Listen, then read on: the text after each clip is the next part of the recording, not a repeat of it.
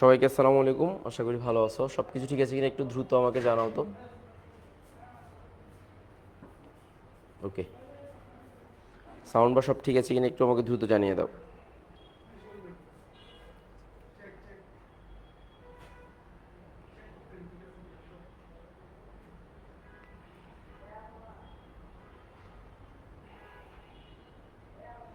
Sound ঠিক আছে কিনা একটু আমাকে দ্রুত জানিয়ে দাও।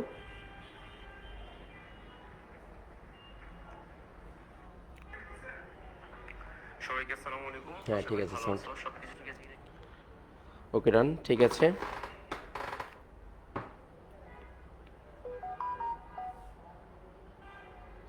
আচ্ছা, আমরা শুরু করবো আজকে তোমাদের নতুন টপিক কোয়ান্টাম সংখ্যা। তোমরা একটু মনোযোগ সহকারে ক্লাসটা করবা, কারণ আজকের এই টপিক থেকে আমাদের অনেক কিছু পরীক্ষা ইনশাল্লাহ আসবে।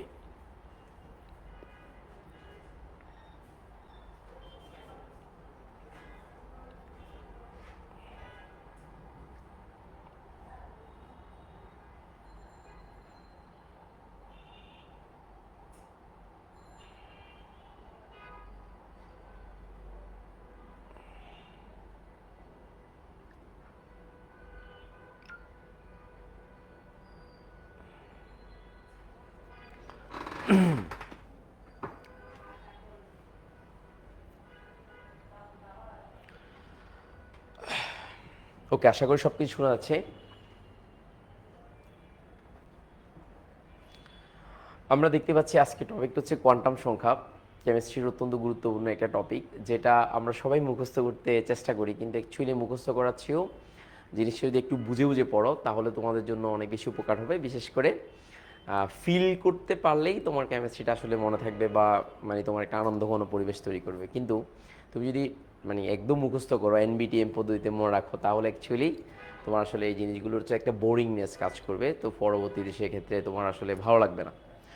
তো আজকের টপিকটা হচ্ছে কোয়ান্টাম সংখ্যা। তো ফার্স্ট অফ অল যদি আমি মুখস্থ করে পড়াই তাহলে তোমার অল্প সময় শেষ হয়ে যাবে, কিন্তু আমি চাচ্ছি একটু জিনিসটা ফিল করো, যাতে সহজে বুঝতে পারো এবং তুমি তোমার অন্য কাউকে সহযোগিতা করতে পারো, এবং তুমি একটু ডিপলি যদি কোনো কিছু কোয়েশ্চেন কঠিন আসে তখন সেক্ষেত্রে তোমার এটা সহজ ভূমিকা পালন করবে, আমি বিশ্বাস করি।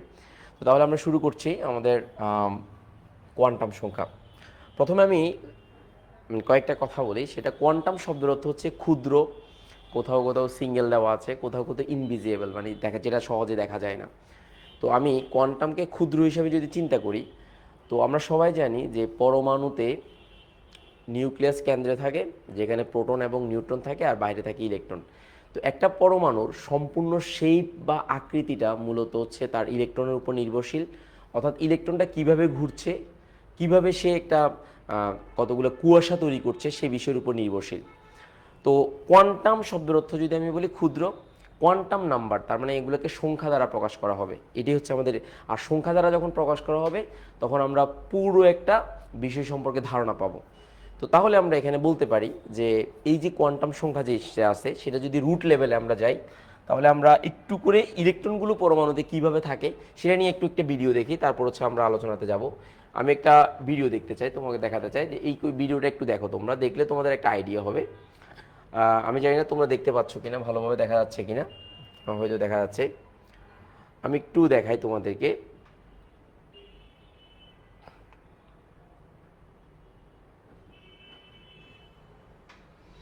আচ্ছা, নিজ বোর্ডের এই ব্যাপারটা একটু আছে। পরমাণু কি ভালো করে দেখা যাচ্ছে? যদি দেখা না যায় তাহলে আমরা একটু অন্য ভিডিও দেব, সমস্যা নেই। এটা যদি দেখা না যায়, ওকে ফাইন, এটা যদি দেখা না যায় আমরা অন্য ভিডিও দেবো। আমি একটু দেখাতে চাচ্ছি, তার ওয়েট।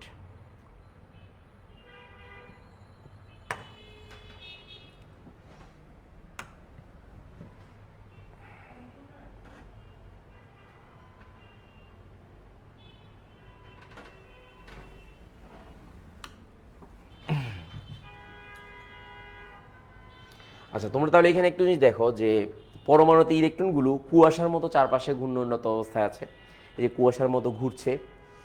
তো কেন্দ্রে যদি আমি এখানে প্লাঙ্কের ধ্রুবকের একটা ব্যাপার কাজ করতেছে, আমরা সেটা হাইজেনবার্গ অনিশ্চয়তা নীতির ব্যাপারটাতে যাব না, আমরা মূল আলোচনাতে যাই। তাহলে দেখো এখানে পরমাণুগুলোর যে প্রোটন এবং নিউট্রন ভিতরে আর ইলেকট্রনগুলো বাইরে ঘুরছে কুয়াশার মতো। এখন কোন জায়গায় ঘুরছে সেটা আসলে বোঝা যাচ্ছে না।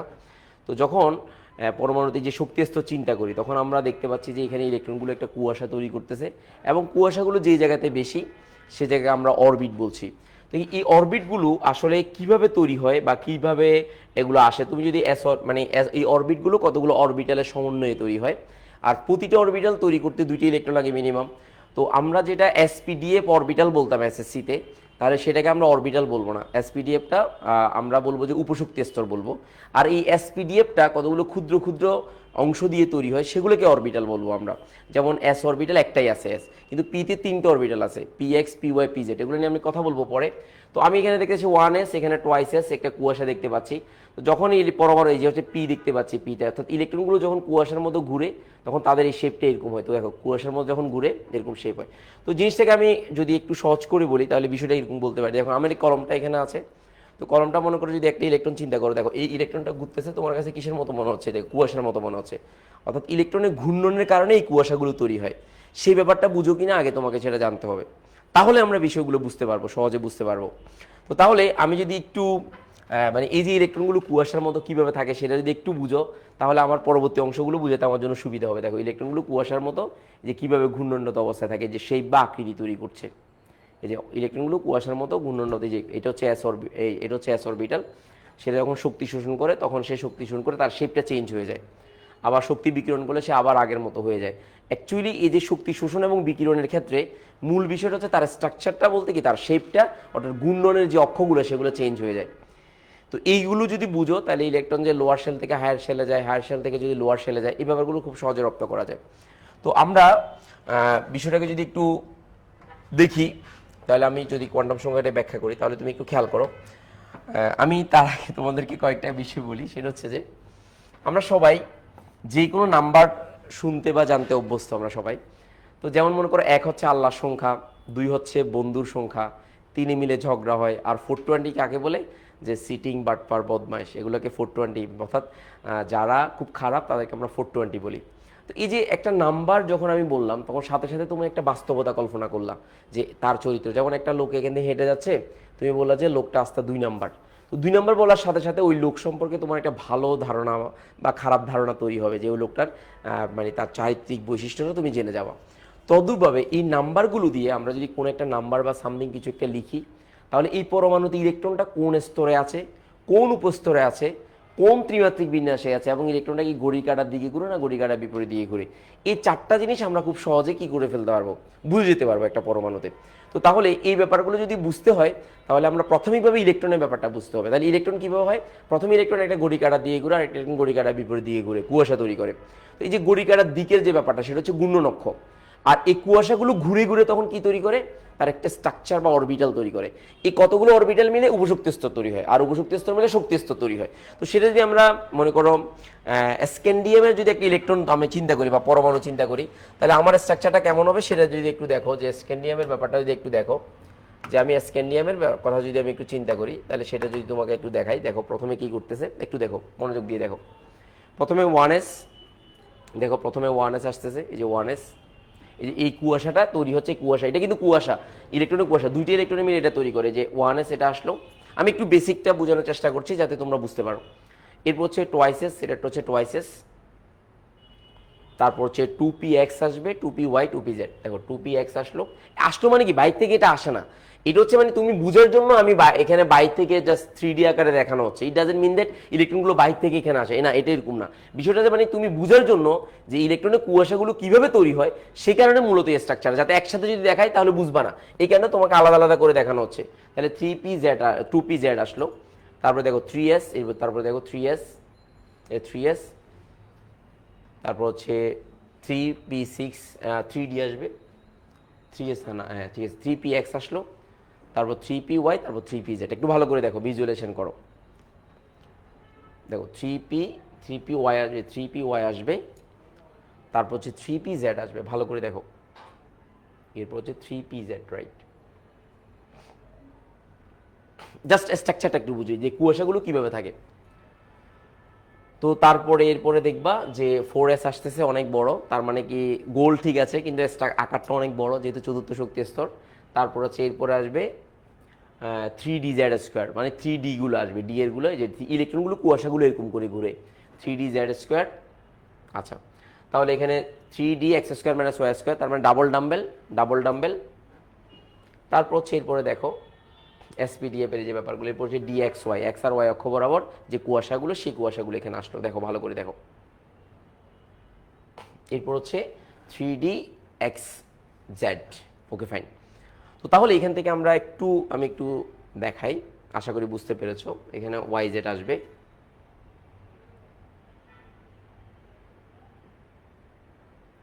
ফাইন। তাহলে এখানে একটা পরমাণুতে ইলেকট্রনের কুয়াশাগুলো কিভাবে থাকে তুমি বুঝতে পারলে। এখন যদি এটাকে আমি তোমার বইয়ের মতো করে যদি বুঝাতে চাই, তাহলে আমি এখানে 3p z পর্যন্ত আমি নিলাম। এই যে 3p z পর্যন্ত আমি নিলাম, নেওয়ার পরে হ্যাঁ 3p z আসলো। Okay fine. দেন আমি কি করব, আমি কি করলাম যে এটাকে একটু ছবি তুলে আমি আমার ইয়াতে স্লাইডে নিয়ে যাই, যাতে করে তুমি বুঝতে পারো। যে আমি একটু বেসিক থেকে শুরু করি, এখানে লিখি বেসিকটা একটু ভালো করে খেয়াল করো, বেসিক।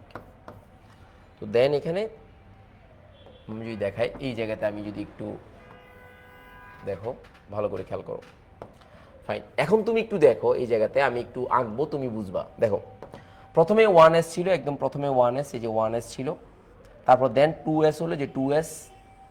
তারপর দেখো 2s এর পরে 2px, এই যে 2px অক্ষ বরাবর, y অক্ষ বরাবর, আর একটা z অক্ষ বরাবর, তিনটে আছে। আচ্ছা, এরপরে তুমি দেখো 3s আসলো। এখন তুমি একটু চিন্তা করো, মানে সহজ করে চিন্তা করো, যে 1sটা আমি লিখলাম এই পাশে, 1s একাই 100, 1s একাই 100 কেন? কারণ 1s এ একটা মাত্র শক্তি স্তর, এখানে একটা অরবিটাল মিলে একটা শক্তি স্তর তৈরি করে। সো এটা নিয়ে আর কোনো ঝামেলা হবে না। আমি যখনই ক্লাস নিই, মানে একটা অ্যাম্বুলেন্স যাবেই এখান দিয়ে, মানে এটা খুবই কমন, আসলে কিছু করার নাই। এটা কেউ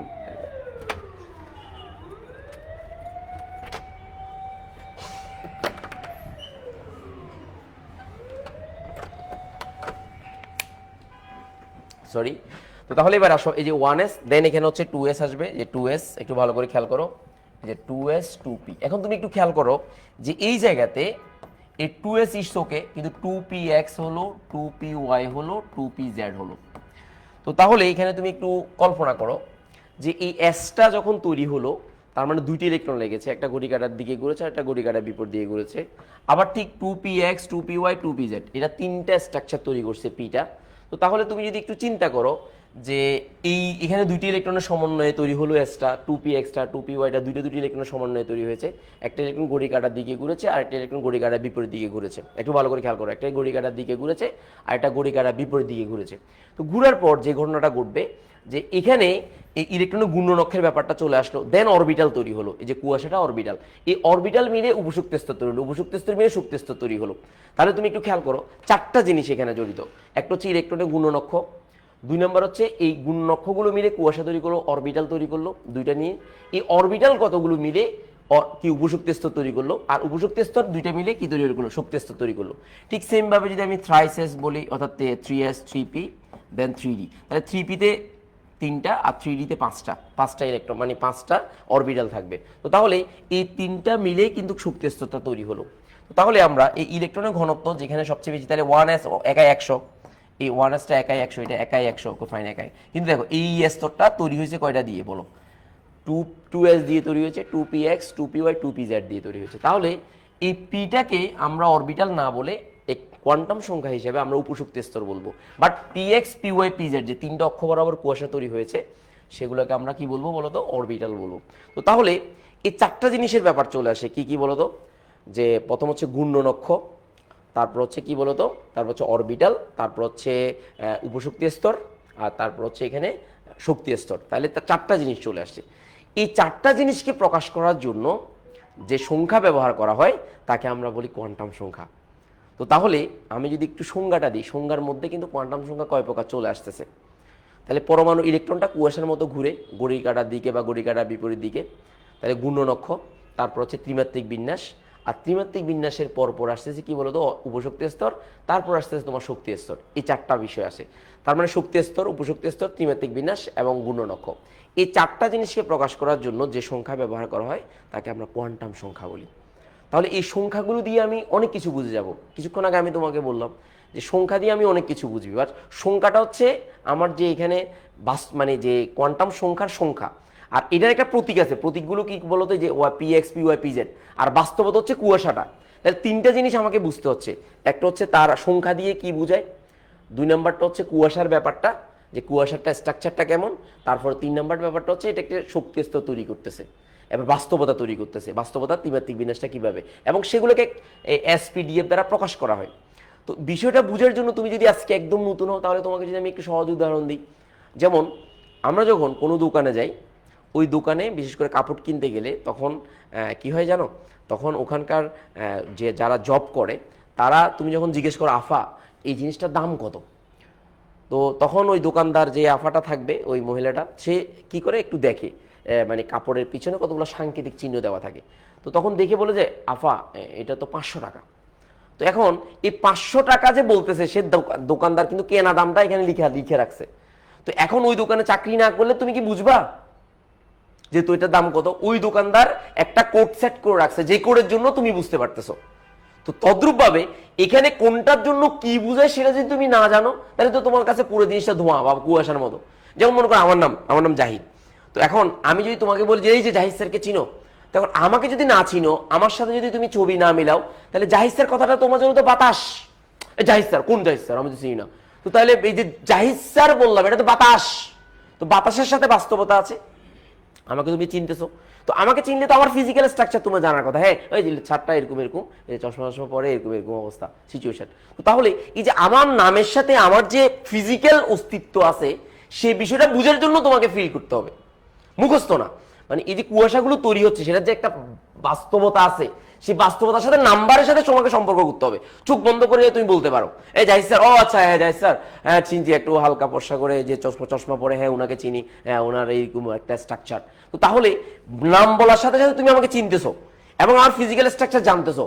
এটা না জানলে, যেমন মানে এটা যেমন তোমার কাছে একটা বাস্তবতা, তদ্রূপভাবে কোয়ান্টাম সংখ্যাগুলো যখন সংখ্যা বলবো, সাথে সাথে তোমাকে ফিল করতে হবে যে হ্যাঁ এটা একটা কুয়াশার মতো হয়, এস অরবিটাল এরকম গোল হয়, তার পিঠে এরকম হয়, এটার জন্য এস এর জন্য এল এর মান 0, এই যে ব্যাপারগুলো তোমাকে জানতে হবে।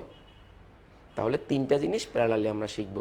একটা হচ্ছে এই যে নাম্বার, তারপর হচ্ছে প্রতীক, এগুলো কি প্রতীক দিয়ে চিহ্নিত করা হয়, আর 3 নাম্বার হচ্ছে বাস্তবতাটা, মানে এটা দেখতে কেমন হয়, এই নাম্বারের জন্য বিষয়টা কেমন হয় সেটা।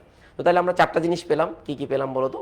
আমরা 4টা জিনিস হচ্ছে, প্রথম পেলাম শক্তি স্তর, উপশক্তি স্তর, ত্রিমাত্রিক বিন্যাস এবং স্পিন বা ঘূর্ণলক্ষ্য, এটাই। তো তাহলে আমরা সহজে বলতে পারি, তাহলে আসো আমরা কোয়ান্টাম সংখ্যাটা আমরা সংজ্ঞাটা দেব। তো আমি বেসিকটা তো আলোচনা করলাম যে কোয়ান্টাম সংখ্যার সেটা। তো এখন যদি সংজ্ঞা দিয়ে আমি সংজ্ঞা দিতে চাই, এই এস অরবিটাল, এটা P orbital, P X P Y, এটা ডিতে, এটা কমপ্লেক্স, এটা নিচেরটা কমপ্লেক্স, এটা হচ্ছে এফ অরবিটাল। তো এই স্ট্রাকচারগুলো মিলে তোমার কি তৈরি হচ্ছে, এই যে এস পি ডি এফ। তো তাহলে এটা একটা মিলে হচ্ছে অরবিটাল, এবং এটাকে উপশক্তি স্তর বলা যাবে। আর এটা একটা অরবিটাল, 3টা অরবিটাল মিলে একটা উপশক্তি স্তর তৈরি হয়। আর এটা 5টা অরবিটাল, 1টা 2টা 3টা 4টা 5টা, এটা মিলে একটা উপশক্তি স্তর ডি তৈরি হয়। আর এখানে 7টা অরবিটাল আছে, এই কুয়াশাগুলো সবগুলো মিলে এফ তৈরি হয়। এটা একটু বেসিক জানতে হবে। তো তাহলে কোয়ান্টাম সংখ্যাটা আমরা দিই খুব সহজে, যে সহজ করে, যে কোয়ান্টাম বলবিদ্যা অনুসারে যে সংখ্যার সাহায্যে পরমাণুর ইলেকট্রনের শক্তি স্তর, উপশক্তি স্তর এবং ত্রিমাত্রিক দিক বিন্যাস এবং নির্দিষ্ট কি ইলেকট্রনের ঘূর্ণন প্রকৃতি ব্যাখ্যা করা যায়, তাকে কোয়ান্টাম সংখ্যা বলে। তাহলে কোয়ান্টাম সংখ্যা কয়টা জিনিসের সাথে জড়িত? 4টা জিনিসের সাথে। কি কি বলতো? শক্তি স্তর, উপশক্তি স্তর, ত্রিমাত্রিক বিন্যাস এবং ইলেকট্রনের ঘূর্ণলক্ষ্য। এই জিনিসগুলো যে সংখ্যার সাহায্যে প্রকাশ করা হয়, তাকে কোয়ান্টাম সংখ্যা বলা হয়। তো তাহলে যারা একটু দুর্বল, তারা খুব সহজে সংখ্যাটা দিতে পারবা এরকম, যে পরমাণুতে ইলেকট্রন সমূহের অবস্থান প্রকাশ করার জন্য কতগুলো সংখ্যা ব্যবহার করা হয়, তাদেরকে কোয়ান্টাম সংখ্যা বলে। যারা একদমই মনে থাকে না, বা যাদের একদমই জানে, তারা এই সংখ্যাটা ব্যবহার করতে পারো, that is up to you, তুমি ব্যবহার করতে পারো। বাট এইটা হচ্ছে স্মার্ট সংখ্যা, এটা তুমি মনে রাখবা। তাহলে এখান থেকে আমি বুঝতে পারলাম যে কোয়ান্টাম সংখ্যা কয় প্রকার? 4 প্রকার। কয় প্রকার বলো? 4 প্রকার। এই 4 প্রকার কি কি দেখো। তাহলে প্রথম হচ্ছে, এখানে দেখো, আমি যদি একটু করে এখানে লিখি, ধরো এই যে এখানে দেখো, এই প্রধান কোয়ান্টাম সংখ্যা, যেটাকে আমরা বলি প্রিন্সিপাল কোয়ান্টাম নাম্বার, যেটাকে এন দ্বারা প্রকাশ করা হয়। সহকারী কোয়ান্টাম সংখ্যা, এটাকে এজিমুথাল বলা হয়,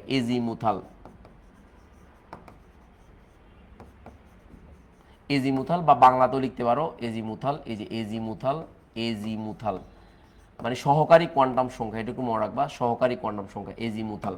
তারপর হচ্ছে চুম্বক। এখন দেখো, এই যে ত্রিমাত্রিক বিন্যাসকে চুম্বকীয় কোয়ান্টাম সংখ্যা কেন বলা হচ্ছে, সেটাও একটু জানা দরকার।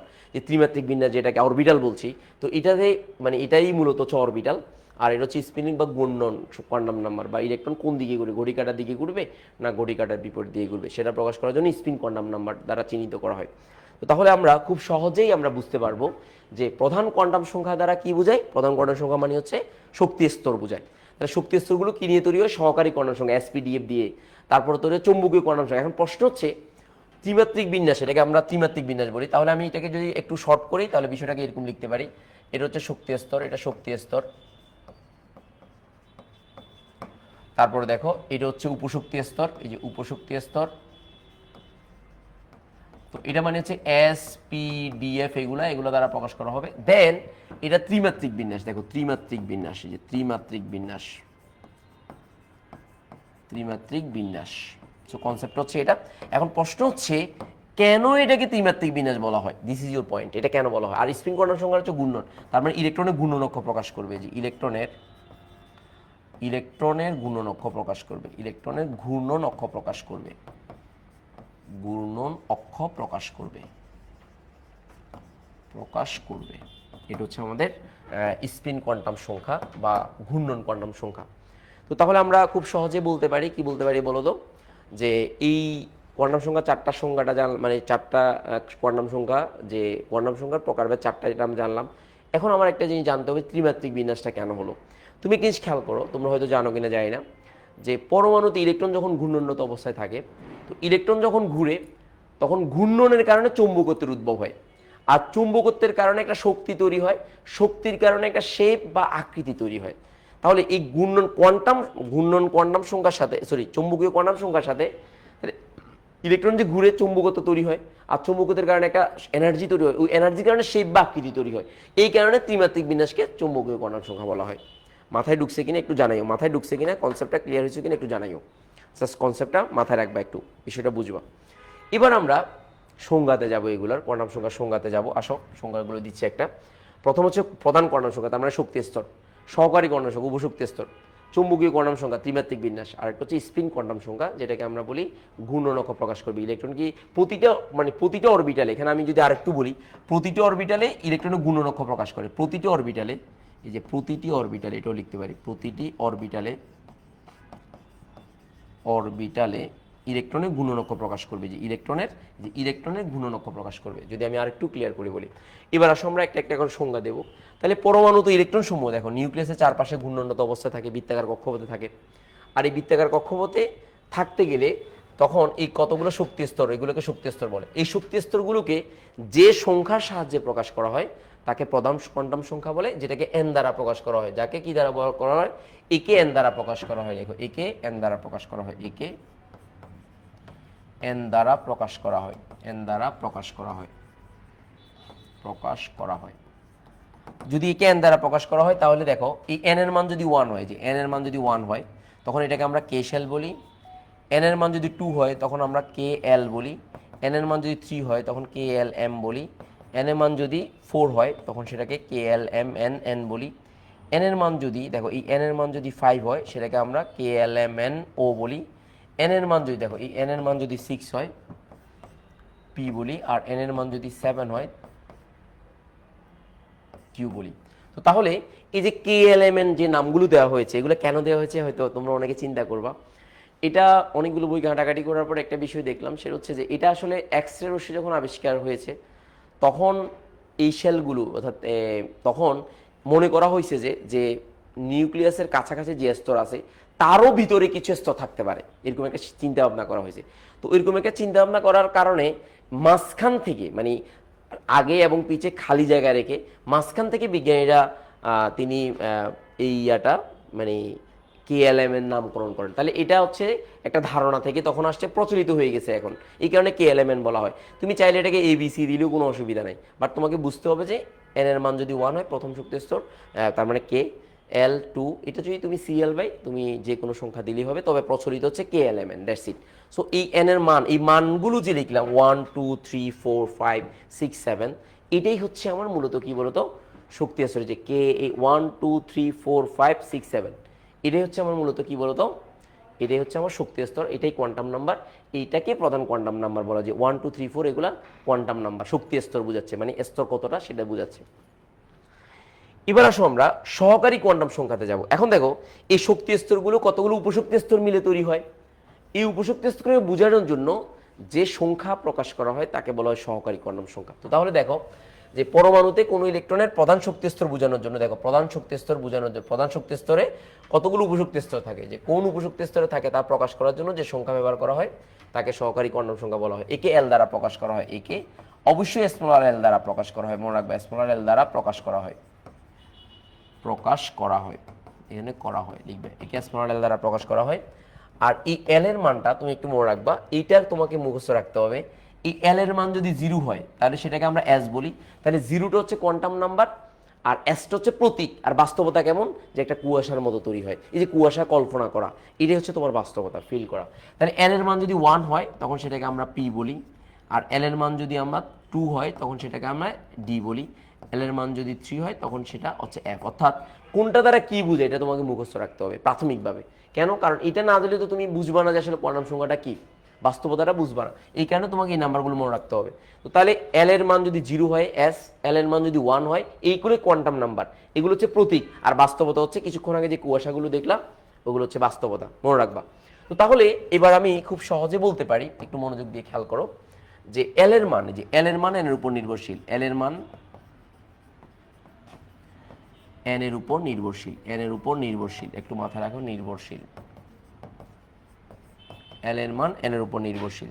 তাহলে দেখো এল এর মান কার উপর নির্ভরশীল, এন এর উপর নির্ভরশীল।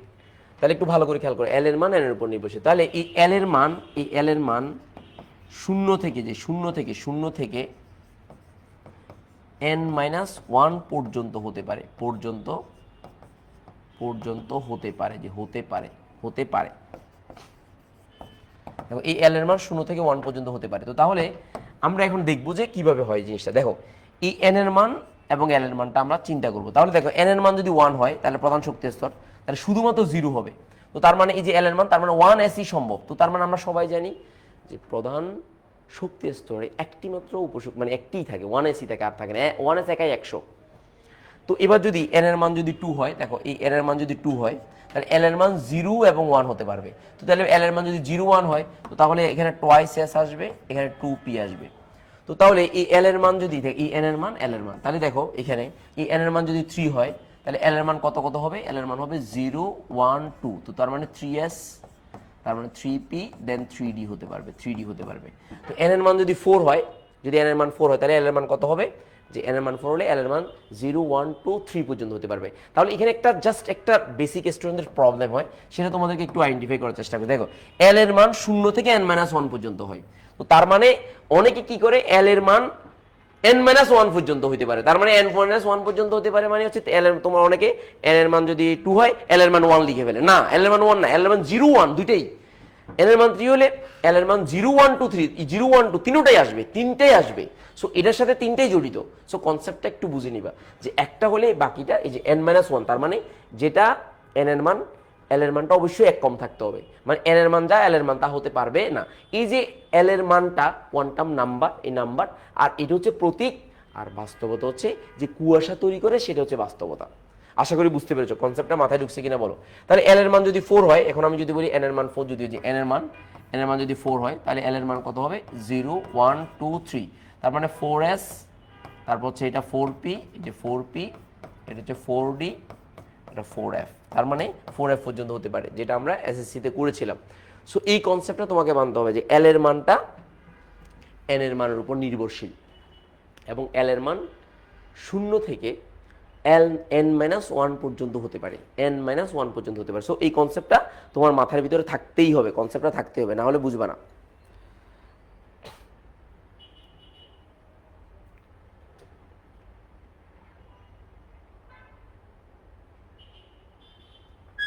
সো কনসেপ্টটা মাথায় রাখতে হবে এবং বুঝতে হবে, দ্যাটস দ্য পয়েন্ট। আশা করি বুঝতে পেরেছো।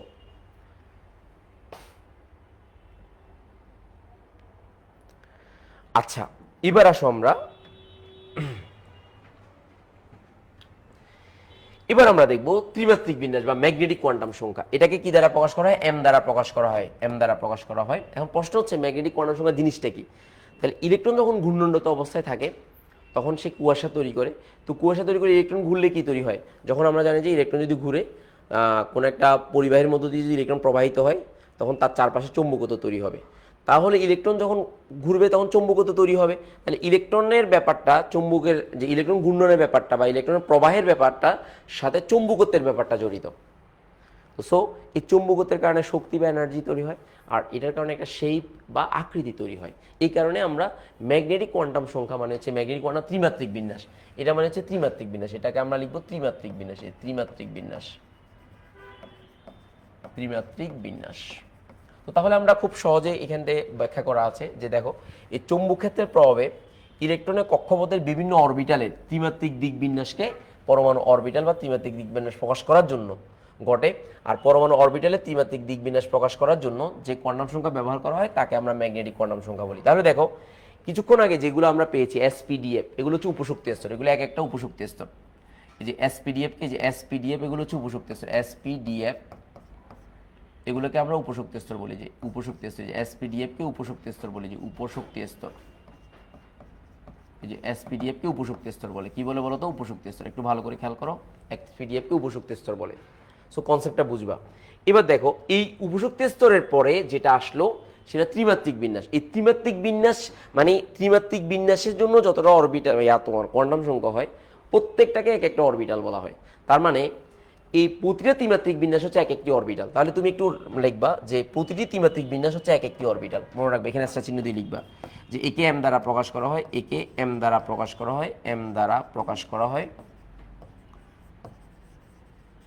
প্রকাশ করা হয়।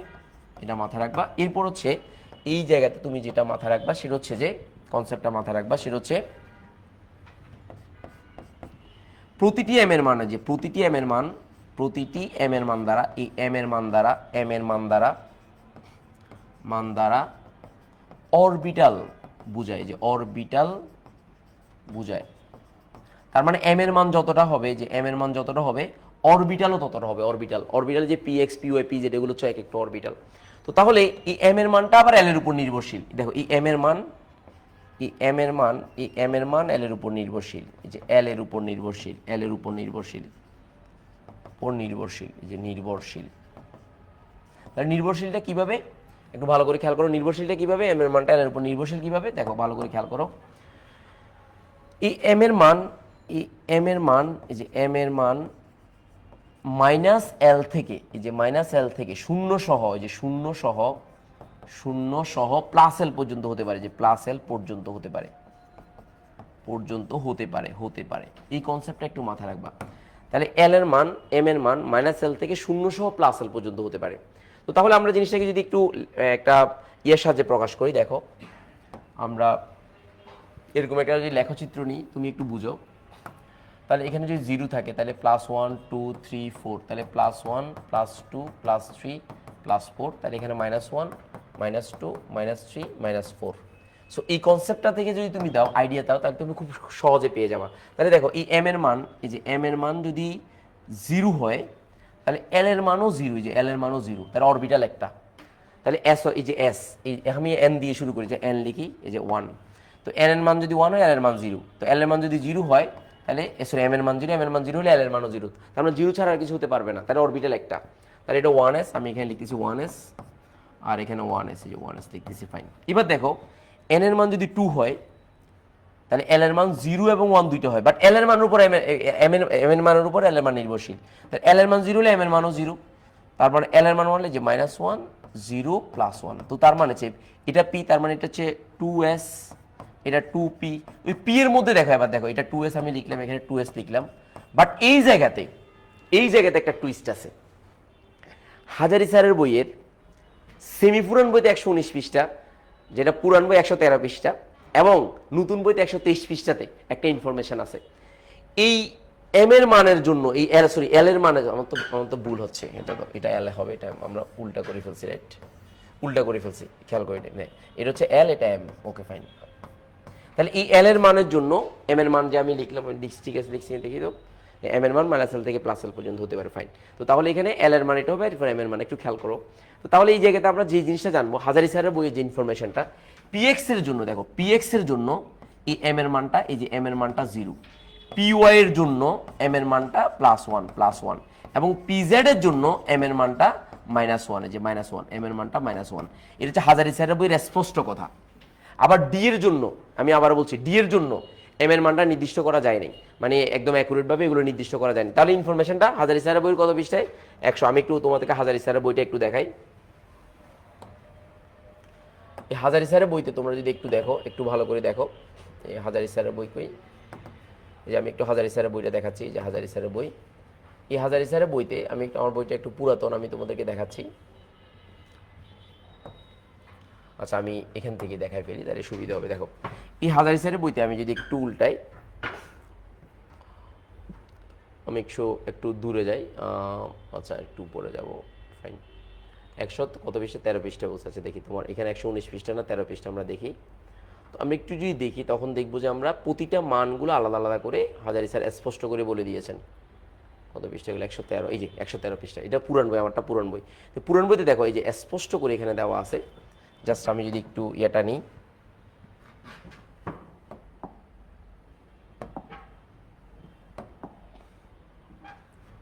তাহলে দেখো আমি একটু দেখাচ্ছি। এই হাজারি স্যারের বইয়ের এই ইনফরমেশনটা আমরা একটু দেখব।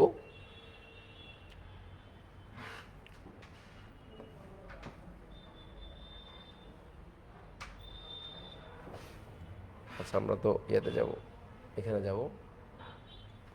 দেখো এই যে আমি একটু দেখাচ্ছি, এই যে ইনফরমেশন একটু জাস্ট একটু খেয়াল করো এই জায়গাতে, এটা পুরোটাই আমি নিচ্ছি, এই পুরো ইনফরমেশনটা নিচ্ছি, কারণ এগুলো এমসিকিউতে তোমার অ্যাডমিশন টেস্টে কাজে লাগবে। দেখো এই এম এর জন্য দেখো পিএক্স এর জন্য এম এর মানটা হচ্ছে 0, পিওয়াই এর জন্য হচ্ছে এম এর মান +1, আর পিজেড এর জন্য এম এর মান হচ্ছে -1, পিজেড এর জন্য এম এর মান -1।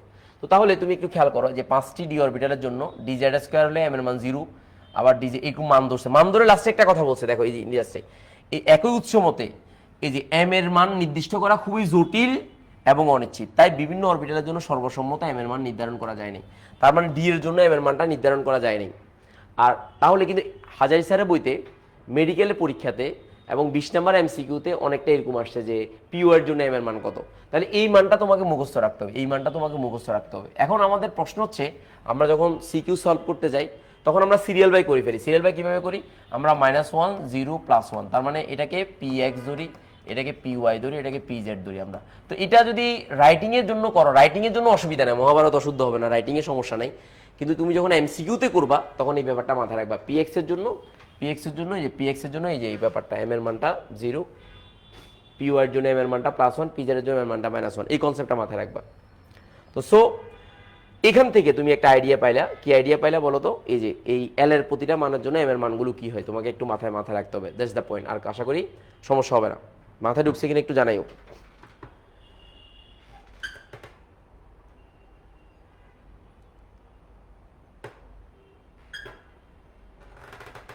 আচ্ছা এবার আসো আমরা দেখব, যে এখানে যে এম এর মান আমরা করলাম, তাহলে এম এর মান তুমি একটু যদি আরেকটু যদি আমি এখন লিখি, দেখো এই এন এর মান যদি দেখো এই এন এর মান, এল এর মান এবং এম এর মান, তাহলে এন এর মান যদি 3 হয় তাহলে এল এর মান কত হয় বলো তো? 0 1 2।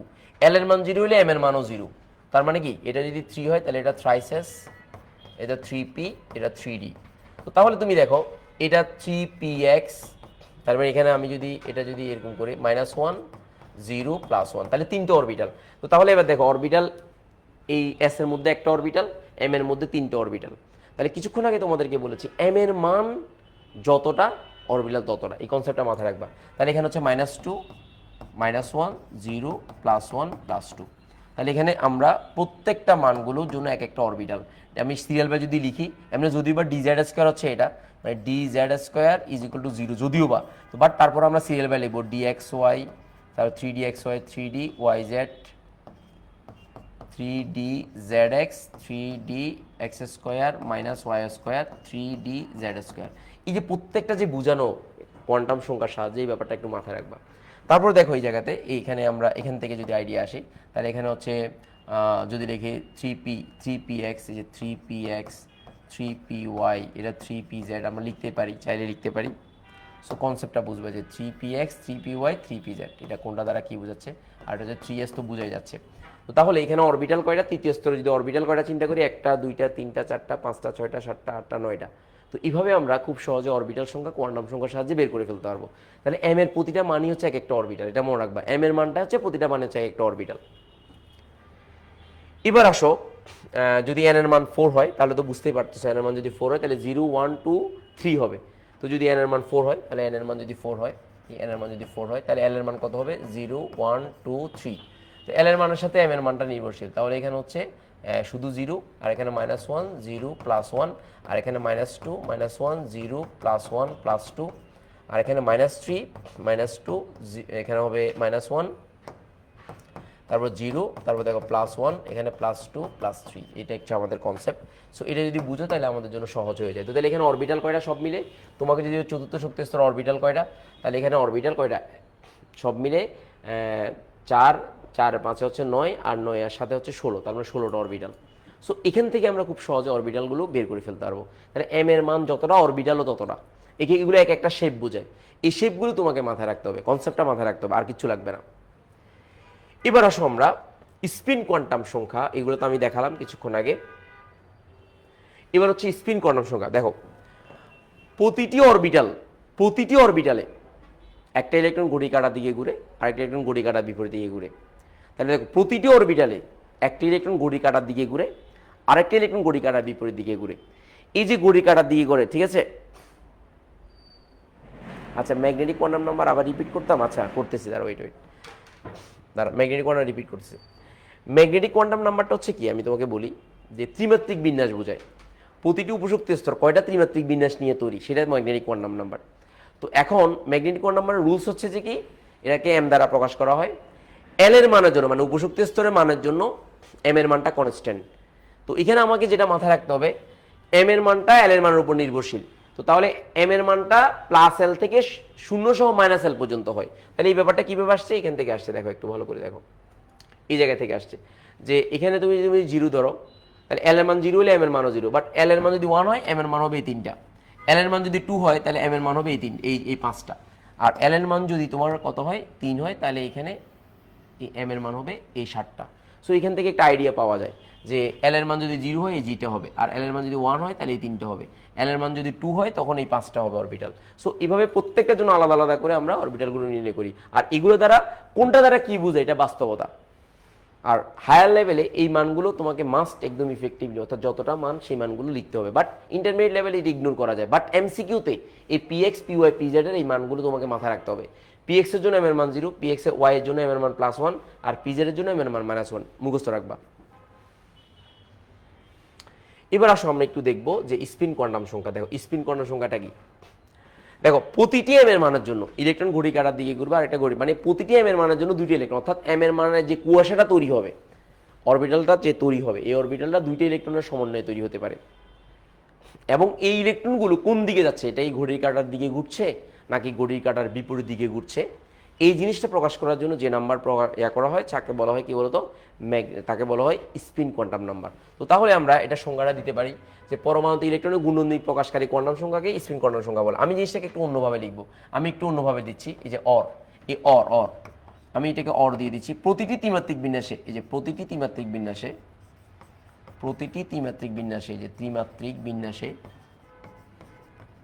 বিন্যাসে ইলেকট্রনের গুণনক্ষ প্রকাশ করার জন্য, এই যে ইলেকট্রনের গুণনক্ষ প্রকাশ করার জন্য, এই যে ইলেকট্রনের ঘূর্ণন অক্ষ প্রকাশ করার জন্য,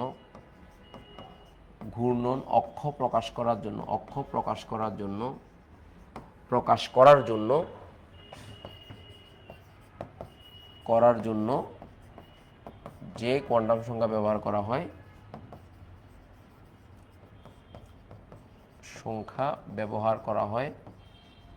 তাকে স্পিন কোয়ান্টাম সংখ্যা বলে। তাকে স্পিন কোয়ান্টাম সংখ্যা বলে। এই যে স্পিন কোয়ান্টাম সংখ্যা বলে, একটু ভালো করে খেয়াল করো, স্পিন কোয়ান্টাম সংখ্যা বলে।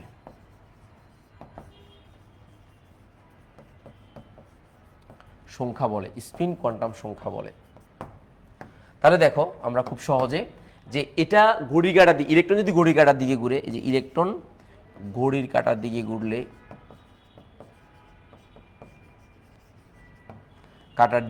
প্লাস হাফ দিকে ঘুরলে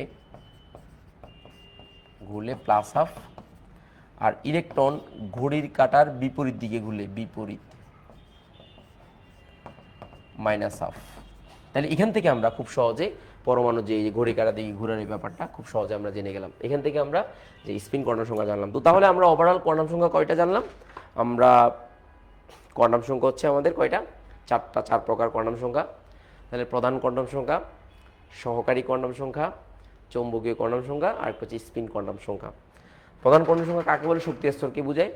সহকারী কোয়ান্টাম সংখ্যা কাকে বলে? উপশক্তি স্তরকে বোঝায়। আর চৌম্বকীয় কোয়ান্টাম সংখ্যা কাকে বলে? ত্রিমাত্রিক দিক বিন্যাসকে বোঝায়। আর ঘূর্ণন কোয়ান্টাম সংখ্যা কাকে বলে?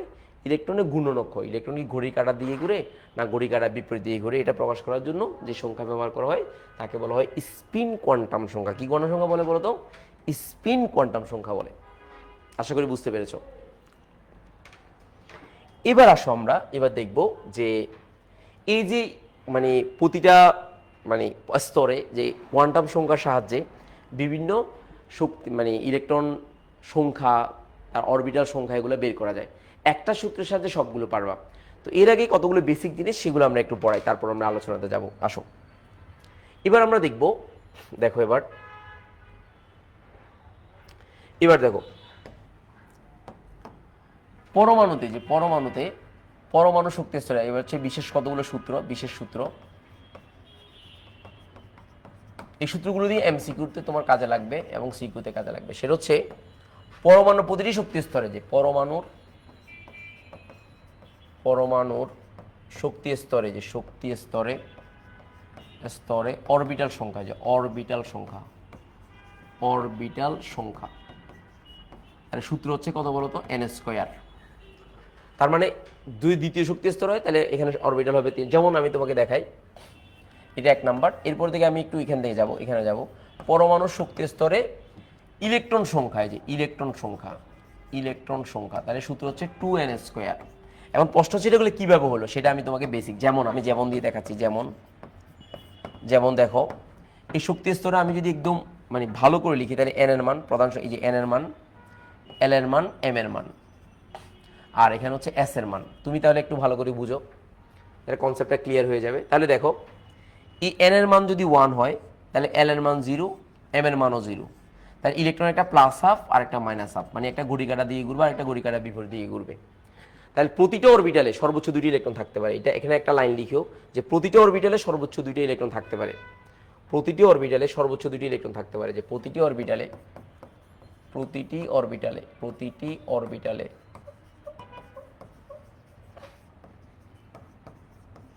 সর্বোচ্চ 2টি ইলেকট্রন থাকতে পারে, 2টি ইলেকট্রন থাকতে পারে। একটু মাথায় রাখবে যে প্রতিটা অরবিটালে সর্বোচ্চ 2টি ইলেকট্রন থাকতে পারে। তাহলে এবার আসো যে একটা প্লাস হাফ আর একটা মাইনাস হাফ। তো তাহলে আমরা এখান থেকে একটা আইডিয়া নিলাম। তাহলে এই অরবিটালে, তাহলে এখানে অরবিটাল কয়টা? একটা। তাহলে শক্তি স্তর 1, তার মানে অরবিটাল একটা, এই যে একটা অরবিটাল, ইলেকট্রন হচ্ছে 2টা। তাহলে 2n², এখানে সূত্রটা মিলতেছে যে এই n² মানে 1² 2 মিলতেছে। এই একটা অরবিটাল, যে একটি অরবিটাল, এই যে একটি অরবিটাল। তাহলে কয়টা ইলেকট্রন? 2টি ইলেকট্রন, যে 2টি ইলেকট্রন।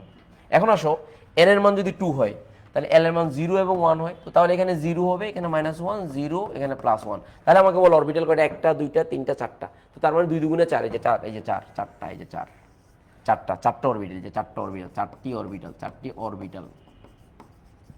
তাহলে ইলেকট্রন কয়টা হবে? এটা প্লাস হাফ মাইনাস হাফ 2টি ইলেকট্রন, আর এখানে প্লাস হাফ মাইনাস হাফ 3বার হবে, অথবা এখানে এটা দিয়ে *3 দিতে পারো।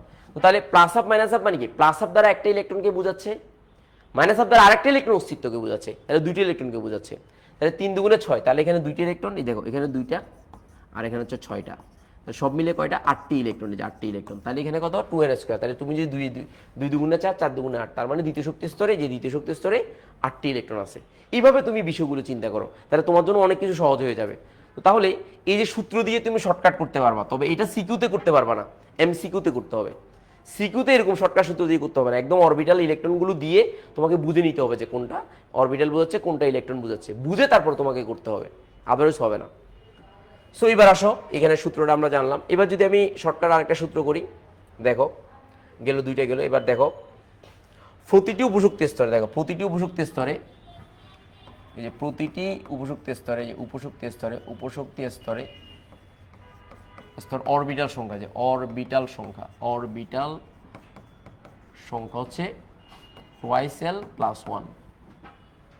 এখন দেখো প্রতিটি উপশক্তি স্তরে ইলেকট্রন সংখ্যা, এই যে ইলেকট্রন সংখ্যা 2 × 2l + 1। তাহলে দেখো এখন দেখো এটা 3 নাম্বার সূত্র, এটা 4 নাম্বার। এখন দেখো তোমাকে যদি আমি বলি এস এর জন্য, এই যে এস, এই এস এর জন্য আমরা জানি যে এল এর মান 0, সুতরাং এস ইলেকট্রন করা থাকে 2 × 0 + 1 সমান হচ্ছে একটা, তার মানে অরবিটাল হচ্ছে একটা, এই যে অরবিটাল একটা, এই যে অরবিটাল একটা, এস এর মধ্যে অরবিটাল একটা। তাহলে ইলেকট্রন কয়টা? 2 দিয়ে গুণ করে দিই, তাহলে এটা হচ্ছে অরবিটাল, একটি অরবিটাল, এই যে অরবিটাল। তাহলে একটা পরমাণুতে যতটা অরবিটাল থাকবে তার দ্বিগুণ সংখ্যক ইলেকট্রন থাকবে, কারণ প্রতিটা অরবিটালে 2টা ইলেকট্রন থাকে, ওই কারণে তুমি 2 দিয়ে গুণ করে দিলে আমরা ইলেকট্রন সংখ্যাটা পেয়ে যাব। তারও পি এর জন্য দেখো, পি এর জন্য এল এর মান হচ্ছে 1, তো তার মানে 2 × 1 + 1, তাহলে কাটাকাটি ইজিগুলো কত হয়? 3 হয়, 3টি orbital.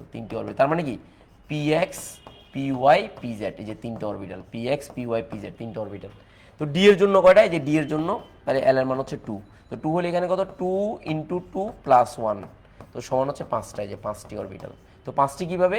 dxy dyz dyz dz, আমি 3টা লিখলাম বোঝার জন্য, তুমি চাইলে 3টা কাটতে পারো, যে 3, তারপর দেখো এরপর হচ্ছে 3d yz zx, তারপর ডি, এরপর ডি, এই যে D x² - y² dz²। So এখান থেকে আমরা খুব সহজে কয়টা অরবিটাল আছে খুব সহজে বের করতে পারবো। যতটা অরবিটাল থাকবে তার দ্বিগুণ সংখ্যক ইলেকট্রন থাকবে, এই সূত্র দিয়ে আমরা খুব সহজে বের করে ফেলতে পারবো। এই 4টা সূত্র খুবই দরকার, খুবই দরকার, খুবই দরকার। কনসেপ্টটা মাথায় ঢুকছে কিনা একটু জানাইও।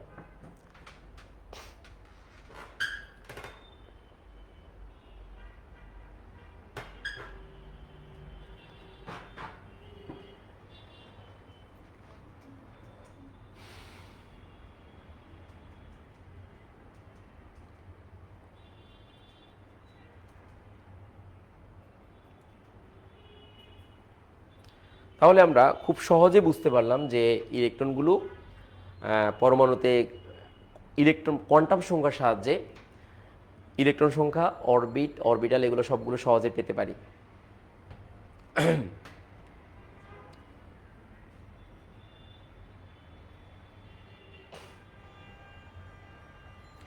তাহলে আবার ওভারঅল তাহলে আমাদের কি কথা হলো? আমরা ওভারঅল তাহলে কি কথা? আমাদের ওভারঅল কথা হচ্ছে যে আমরা যে পরমাণুতে যে ইলেকট্রনগুলো আছে, এই ইলেকট্রনগুলো কোন স্তরে আছে, কোন উপশক্তি স্তরে আছে, সেটা কি ঘড়ি কাঁটার দিকে ঘুরে, মানে এটা ত্রিমাত্রিক বিন্যাস কেমন, এবং প্রতিটি ত্রিমাত্রিক বিন্যাসে ইলেকট্রন কি ঘড়ি কাঁটার দিকে ঘুরে না ঘড়ি কাঁটার বিপরীত দিকে ঘুরে, এই বিষয়গুলো প্রকাশ করার জন্য যে সংখ্যা ব্যবহার করা হয় তাকে কোয়ান্টাম সংখ্যা বলে।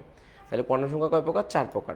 প্রধান কোয়ান্টাম সংখ্যা, যেটাকে শক্তি স্তর বলা হয়; সহকারী কোয়ান্টাম সংখ্যা, যেটাকে উপশক্তি স্তর বলা হয়; চৌম্বকীয় কোয়ান্টাম সংখ্যা, যেটাকে ত্রিমাত্রিক বিন্যাস বলা হয়; আর একটা হচ্ছে লাস্টে স্পিন কোয়ান্টাম নাম্বার, যেটাকে আমরা কি বলি? ঘূর্ণনক্ষ, ইলেকট্রনের ঘূর্ণনক্ষ দ্বারা প্রকাশ করা হয়। সো এই কনসেপ্টটা মাথায় রাখবা। এবার আমরা দেখো এই কোয়ান্টাম সংখ্যার গুরুত্বটাই যা তোমরা দেখে নিও, কারণ এগুলো খুবই সোজা, মাঝে মাঝে আসতে পারে। কোয়ান্টাম সংখ্যা কক্ষপথের আকার, কোন কক্ষপথে অবশ্যই জানতে পারবা। সহকারী কোয়ান্টাম সংখ্যার কক্ষপথের আকৃতি জানতে পারবা। চৌম্বকীয় কোয়ান্টাম সংখ্যা দ্বারা ইলেকট্রন যে অরবিটালে অবস্থান করে তার ত্রিমাত্রিক বিন্যাস সম্পর্কে জানা যায়। স্পিন কোয়ান্টাম সংখ্যা দ্বারা ঘূর্ণনের দিক নির্দেশ করে ইসোকে।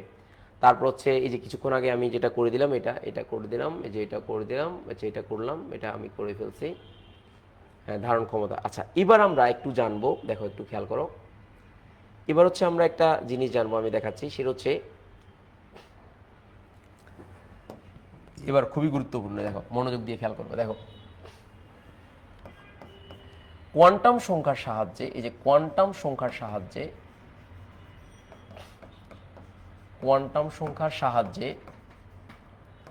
সাহায্যে কি কি তৈরি করা যায়? কোয়ান্টাম সংখ্যার সাহায্যে কিভাবে অরবিটাল ও ইলেকট্রন সংখ্যা নির্ণয়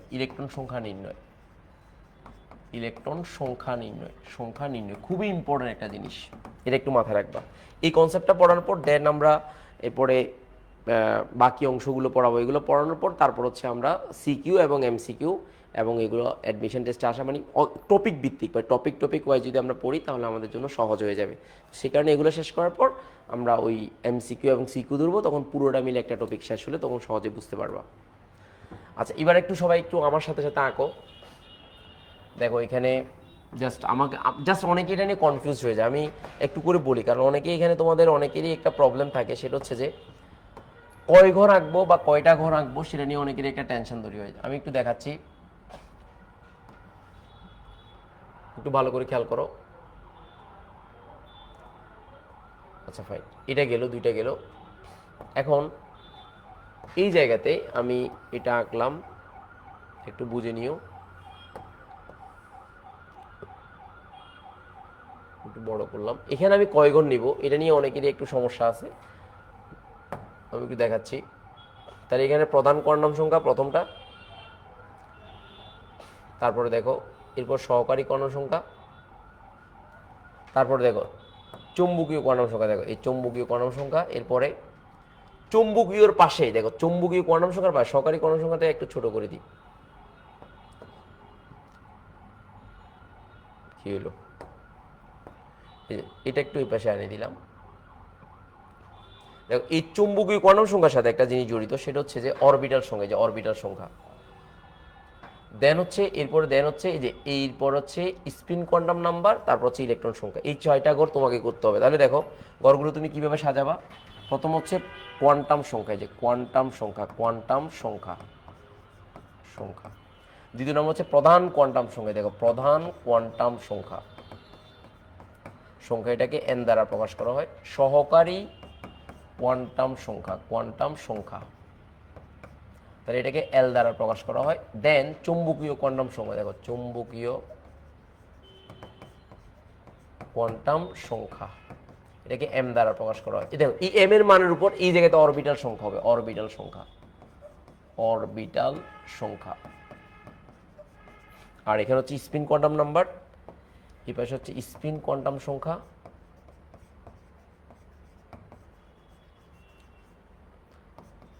সংখ্যা এটাকে এস দ্বারা প্রকাশ করা হয়। আর এখানে হচ্ছে ইলেকট্রন সংখ্যা, এই যে ইলেকট্রন সংখ্যা। তাহলে তুমি মাথায় রাখবা এখানে কোয়ান্টাম সংখ্যা 4টা আছে, 4টা লিখবা। জাস্ট চুম্বকীয়র সাথে অরবিটাল হবে আর স্পিনের সাথে ইলেকট্রন সংখ্যা, এই ব্যাপারটা পরীক্ষাতে তোমাকে সবগুলো দেবে না। পরীক্ষাতে তোমাকে হয় অরবিটাল সংখ্যা বের করতে বলবে, না হলে ইলেকট্রন সংখ্যা বের করতে বলবে। যেটা বলবে সেটাই করবে, এর বাইরে কিছু করার দরকার নেই। তো তাহলে আসো এবার কনসেপ্টটা একটু মাথায় রাখো। সেটা হচ্ছে এই এন এর মানটা যদি 1 হয়, আচ্ছা প্রধান কর্ণ সংখ্যা, তাহলে দেখো এই এন এর মানটা যদি 1 হয়, আচ্ছা আমরা তো ডাবল লিখে ফেলছি না, আচ্ছা 1 2 3 6টা ঘর হবে। এই ঘরটা আর দরকার নেই, যেহেতু প্রধান কর্ণ, এই যে এই ঘরটা আর দরকার নেই। আমি একটু কেটে দিচ্ছি, দাঁড়াও ওয়েট। এই ঘরটা আর আমার আর দরকার নেই, এই ঘরটা দরকার নেই, এই ঘরটা হলে হবে। দেখো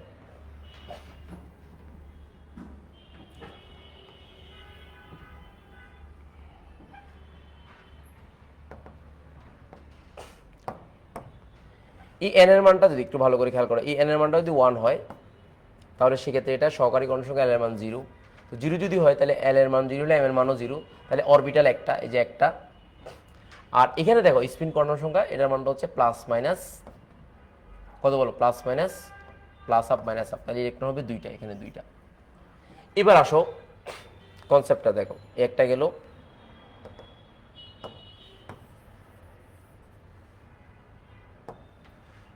এটাকে একটু বেশি সামনে দেখো, এন এর মান যদি 2 হয়, একটু ভালো করে খেয়াল করো যে এন এর মান যদি 2 হয় তাহলে দেখো কি হবে। এই এন এর মানটা যদি 2 হয় তাহলে এন এর মান 0 এবং 1 হবে, তাহলে এখানে এটা 0 এবং এখানে 1 হবে, এখানে 0 -1 0 আর এখানে 1। তাহলে একটু সবাই খেয়াল করো যে এখানে অরবিটাল কয়টা, এখানে অরবিটাল একটা, আর এখানে অরবিটাল কয়টা, 3টা। তো সব মিলে অরবিটাল করা, তাহলে এখানে যদি একটু ভাগ করি আমরা, তাহলে এখানে আরেকটা ভাগ আমরা পাবো। আমি একটু তোমাকে দেখাচ্ছি, আরেকটা ভাগ আমি পাবো, দেখাচ্ছি। এই ভাগটা কেন করতে হবে সেটা বলতেছি। এর হচ্ছে উপশক্তি স্তরে, এই যে উপশক্তি স্তরে, উপশক্তি স্তরে, আর এটা হচ্ছে শক্তি স্তরে। তাহলে এখানে উপশক্তি স্তর একটা, এখানে একটা, এখানে ইলেকট্রন একটা, বাট উপশক্তি স্তর একটা, এখানে 3টা। তো সব মিলে শক্তি স্তরে কয়টা, 4টা। শক্তি স্তরে, যে শক্তি স্তরে স্তরে। এবার দেখো এখানে এটার জন্য প্লাস আপ মাইনাস আপ, তো তার মানে ইলেকট্রন 2টা। আর এখানে plus up minus up into 3, তো ইন্টু 3 মানে কি 3বার, মানে প্লাস আপ মাইনাস আপ একবার, আবার প্লাস আপ মাইনাস আপ আরেকবার, আবার একবার। তো তাহলে সব মিলে 6টা ইলেকট্রন। তো তাহলে শক্তি স্তরে কয়টা হবে, এখানে 2টি ইলেকট্রন যেহেতু একটা, আর এখানে শক্তি স্তরে 8টা ইলেকট্রন।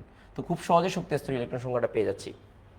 এরপর যদি এন এর মানটা যদি আমরা দেখো 3 হয়, তাহলে এল এর মান 0 1 2, তাহলে এখানে হচ্ছে 0 -1 0, এখানে +1, এখানে -2 -1 0 +1 +2, তাহলে এখানে তিনটা, এখানে সরি এখানে একটা, এখানে তিনটা, আর এখানে হচ্ছে পাঁচটা, তাহলে সব মিলিয়ে কয়টা? 9টা। তো তাহলে এখানে প্লাস হাফ মাইনাস হাফ একটা, আর এখানে প্লাস হাফ মাইনাস হাফ 3বার হবে, আর এখানে প্লাস হাফ মাইনাস হাফ 5বার হবে। তো 5বারকে আমি একসাথে এইভাবে করব।